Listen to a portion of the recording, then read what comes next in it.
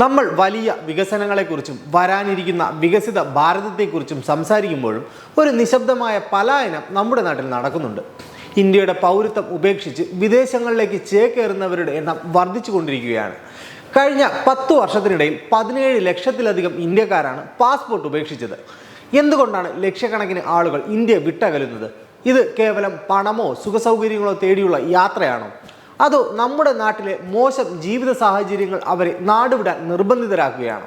കേന്ദ്ര വിദേശകാര്യ മന്ത്രാലയത്തിന്റെ ഔദ്യോഗിക കണക്കുകൾ പ്രകാരം 2014 മുതൽ 2024 വരെയുള്ള കാലയളവിൽ 17 ലക്ഷം പേരാണ് ഇന്ത്യൻ പൗരത്വം ഉപേക്ഷിച്ചു പോയത്. കഴിഞ്ഞ 10 വർഷത്തിനിടയിൽ പൗരത്വം ഉപേക്ഷിച്ചവരുടെ എണ്ണത്തിൽ ഏകദേശം 60% വർധനവുണ്ടായി. ഇന്ത്യ വിട്ടുപോകുന്നതിൽ ഭൂരിഭാഗം ആളുകളും അമേരിക്ക, കാനഡ, ഓസ്ട്രേലിയ എന്നീ രാജ്യങ്ങളിലേക്കാണ് ചേക്കേറുന്നത്. ഇതിൽ ഭൂരിഭാഗവും ഉയർന്ന വിദ്യാഭ്യാസമുള്ളവരും വിദ്യാസമ്പന്നരായ സാമ്പത്തിക ശേഷിയുള്ള ആളുകളുമാണ്. ഓരോ ദിവസവും ശരാശരി 600-ൽ പരം ഇന്ത്യക്കാർ പാസ്പോർട്ട് തിരിച്ചേൽപ്പിക്കുന്നു എന്നാണ് കണക്കുകൾ സൂചിപ്പിക്കുന്നത്. വൻ തുക നികുതിയായി ഈടാക്കുമ്പോഴും അതിനനുസരിച്ച് സാമൂഹിക സുരക്ഷയോ വിദ്യാഭ്യാസ സൗകര്യങ്ങളോ സർക്കാർ നൽകുന്നില്ല എന്ന പരാതി വ്യാപകമാണ്.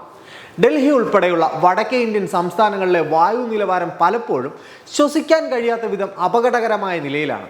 പലപ്പോഴും 400-നും 500-നും മുകളിലാണ് എയർ ക്വാളിറ്റി ഇൻഡെക്സ്. ഇത് ഒരു ദിവസം 20 മുതൽ 30 സിഗരറ്റുകൾ വലിക്കുന്നതിന് തുല്യമായ ആഘാതമാണ് ശ്വാസകോശത്തിന് ഏൽപ്പിക്കുന്നത്. ഉയർന്ന ജീവിത സാഹചര്യങ്ങളും ജോലിക്കുള്ള അവസരങ്ങളും നൽകുന്ന നഗരങ്ങളിൽ ഇത്തരം അസൗകര്യങ്ങൾ നിലനിൽക്കുന്നത് യുവാക്കളെ മറ്റിടങ്ങളിലേക്ക് ചേക്കേറുന്നതിനായി പ്രേരിപ്പിക്കുന്നതിൻ്റെ പ്രധാന ഘടകമാണ്. ഭൂരിപക്ഷവും മധ്യവർഗവും സമ്പന്നരുമാണ് വിദേശ രാജ്യങ്ങളിലേക്ക് കുടിയേറുന്നത്. ഇവിടെയാണ് സാമൂഹികമായ മറ്റൊരു വിവേചനം സൃഷ്ടിക്കപ്പെടുന്നത്.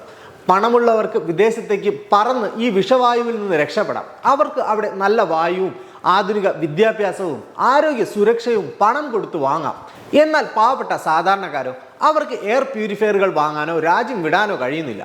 നികുതിപ്പണം വികസനത്തിനായി ചിലവഴിക്കുന്നു എന്ന് അവകാശപ്പെടുമ്പോഴും ശ്വസിക്കാൻ ശുദ്ധവായു ഇല്ലാതെ ഒരു നരകതുല്യമായ സാഹചര്യങ്ങളിൽ തന്നെ കഴിയുവാൻ അവർ വിധിക്കപ്പെട്ടിരിക്കുന്നു. ഇന്ത്യൻ പൗരന്മാർ പൗരത്വം ഉപേക്ഷിക്കപ്പെടുന്നതിൻ്റെ മറ്റൊരു കാരണം പാസ്പോർട്ട് പവറാണ്. ഇന്ത്യൻ പാസ്പോർട്ട് ഉപയോഗിച്ച് വിസയില്ലാതെ യാത്ര ചെയ്യാവുന്ന രാജ്യങ്ങൾ വളരെ പരിമിതമാണ്. ബിസിനസ് ആവശ്യങ്ങൾക്കോ വിനോദയാത്രകൾക്കോ പോകണമെങ്കിൽ ഓരോ തവണയും നീണ്ട വിസ നടപടിക്രമങ്ങളിലൂടെ കടന്നു പോകേണ്ടി വരുന്നു. ഇത് പലപ്പോഴും ബിസിനസ് അവസരങ്ങൾ നഷ്ടപ്പെടുത്താൻ കാരണമാകുന്നു.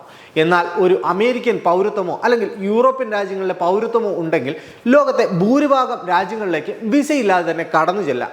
ഒരു സംരംഭകനെ സംബന്ധിച്ചോ അല്ലെങ്കിൽ ലോകം ചുറ്റാൻ ആഗ്രഹിക്കുന്ന ഒരാളെ സംബന്ധിച്ചോ ഈ ഗ്ലോബൽ മൊബിലിറ്റി വലിയൊരു സൗകര്യമാണ്. സ്വന്തം രാജ്യത്തോടുള്ള സ്നേഹത്തെക്കാൾ ഉപരിയായി തങ്ങളുടെ കരിയറിലും ബിസിനസ്സിലും ഉണ്ടാകുന്ന ഇത്തരം പ്രായോഗിക തടസ്സങ്ങൾ നീക്കാനാണ് പലരും ഇന്ത്യൻ പാസ്പോർട്ട് ഉപേക്ഷിക്കാൻ നിർബന്ധിതരാകുന്നത്. ഇന്ത്യയിൽ ഇരട്ട പൗരത്വം അനുവദനീയമല്ലാത്തതിനാൽ കാനഡയോ അമേരിക്കയോ പോലുള്ള രാജ്യങ്ങളിലെ പൗരത്വം സ്വീകരിക്കുന്ന നിമിഷം ഒരു ഇന്ത്യക്കാരൻ തൻ്റെ പാസ്പോർട്ട് ഉപേക്ഷിക്കാൻ നിയമപരമായി ബാധ്യസ്ഥനാണ്. കൂടാതെ ഭക്ഷണം, വസ്ത്രം, വിശ്വാസം എന്നിവയുടെ പേരിൽ മനുഷ്യർ വേട്ടയാടപ്പെടുമ്പോൾ സ്വന്തം നാട്ടിൽ സുരക്ഷിതരല്ലെന്ന തോന്നൽ വലിയൊരു വിഭാഗം യുവാക്കളിലും ഉണ്ടായിട്ടുണ്ട്. ഇതിനോടൊപ്പം ചേർത്ത് വായിക്കേണ്ടതാണ് ആവിഷ്കാര സ്വാതന്ത്ര്യത്തിന്മേലുള്ള കടന്നുകയറ്റം. ഒരു സിനിമയുടെ പേരിലോ പുസ്തകത്തിൻ്റെ പേരിലോ എന്തിനേറെ പറയുന്നു ഒരു സോഷ്യൽ മീഡിയ പോസ്റ്റിൻ്റെ പേരിൽ പോലും ജയിലിൽ പോകേണ്ടി വരുമെന്ന ഭയം സ്വതന്ത്രമായി ചിന്തിക്കുന്ന ഒരു തലമുറയെ ഇവിടെ നിന്ന് അകറ്റി നിർത്തുന്നു. കൂടുതൽ ലിബറലായ വ്യക്തി സ്വാതന്ത്ര്യത്തിന് വില കൽപ്പിക്കുന്ന വിദേശ രാജ്യങ്ങളിലേക്ക് അവർ മാറാൻ ആഗ്രഹിക്കുന്നത് അതുകൊണ്ടുകൂടിയാണ്. രാജ്യം വിട്ടുപോകുന്നവരിൽ ഭൂരിഭാഗവും IT, മെഡിക്കൽ, റിസർച്ച് മേഖലകളിലെ വിദഗ്ധരാണ്. ഇന്ത്യയിലെ നികുതിപ്പണം ഉപയോഗിച്ച് സബ്സിഡി നിരക്കിൽ IIT, എയിംസ് തുടങ്ങിയ ഇടങ്ങളിൽ പഠിച്ച മിടുക്കരായ യുവാക്കൾ വിദേശത്തേക്ക് ചേക്കേറുമ്പോൾ അത് രാജ്യത്തിന് വലിയ വിഭവ നഷ്ടമാണ് ഉണ്ടാക്കുന്നത്. ഇന്ത്യ ഈ പ്രതിഭകളെ വളർത്താൻ ചിലവാക്കുന്ന പണത്തിൻ്റെ ഗുണം ലഭിക്കുന്നത് വിദേശ രാജ്യങ്ങൾക്കാണെന്നത് ഗൗരവകരമായ പ്രശ്നമാണ്. കൂടാതെ ഇന്ത്യയിലെ കോടതികളിൽ ഏകദേശം 5 കോടിയിലധികം കേസുകൾ കെട്ടിക്കിടക്കുന്നു എന്നാണ് ഔദ്യോഗിക കണക്കുകൾ. ഒരു സിവിൽ കേസിൽ അന്തിമ വിധി വരാൻ പതിറ്റാണ്ടുകൾ എടുക്കുന്ന സാഹചര്യം ഒരു സംരംഭകനെയോ സാധാരണക്കാരനെയോ സംബന്ധിച്ച് വലിയൊരു വെല്ലുവിളിയാണ്. വികസിത രാജ്യങ്ങളിലെ സ്പീഡ് ട്രയൽ രീതിയും സുതാര്യതയുമാണ് പലരെയും അവിടേക്ക് ആകർഷിക്കുന്ന മറ്റൊരു ഘടകം. ഒരു രാജ്യത്തെ വികസനത്തിൻ്റെ യഥാർത്ഥ അളവുകോൽ അവിടുത്തെ നിയമവാഴ്ച അഥവാ റൂൾ ഓഫ് ലോ ആണ്. വേൾഡ് ജസ്റ്റിസ് പ്രോജക്റ്റിന്റെ കണക്ക് പ്രകാരം 142 രാജ്യങ്ങളിൽ ഇന്ത്യയുടെ സ്ഥാനം 79ാമതാണ്. ഇന്ത്യയിൽ നിന്നും സാധാരണക്കാർ മാത്രമല്ല, രാജ്യത്തിന്റെ സമ്പദ് വ്യവസ്ഥയെ താങ്ങി നിർത്തുന്ന കോടീശ്വരന്മാരും വലിയ തോതിൽ പുറത്തേക്ക് പോകുന്നുണ്ട്. ഹെഡ്ലി ഗ്ലോബൽ സിറ്റിസൺ റിപ്പോർട്ട് പ്രകാരം ഓരോ വർഷവും 6000 മുതൽ 8000 വരെ കോടീശ്വരന്മാരാണ് ഇന്ത്യ വിടുന്നത്. ഇത് കേവലം കുറച്ച് ആളുകൾ രാജ്യം വിടുന്ന പ്രശ്നമല്ല. ഒരു കോടീശ്വരൻ ഇന്ത്യ വിടുമ്പോൾ അവർ ഇവിടെ നടത്തേണ്ടിയിരുന്ന നിക്ഷേപങ്ങളും അതിലൂടെ ലഭിക്കേണ്ടിയിരുന്ന നികുതി വരുമാനവും ആയിരക്കണക്കിന് ആളുകൾക്ക് ലഭിക്കേണ്ടിയിരുന്ന തൊഴിലവസരങ്ങളുമാണ് നഷ്ടപ്പെടുന്നത്. സമ്പന്നർക്ക് പണം നൽകി ലോകത്ത് എവിടെയും അവരുടേതായ ഒരു ജീവിതം വിലയ്ക്ക് വാങ്ങാം. എന്നാൽ പണമില്ലാത്ത സാധാരണക്കാരൻ ഇവിടുത്തെ അഴിമതിയിലും മലിനീകരണത്തിലും വീർപ്പുമുട്ടുന്നു.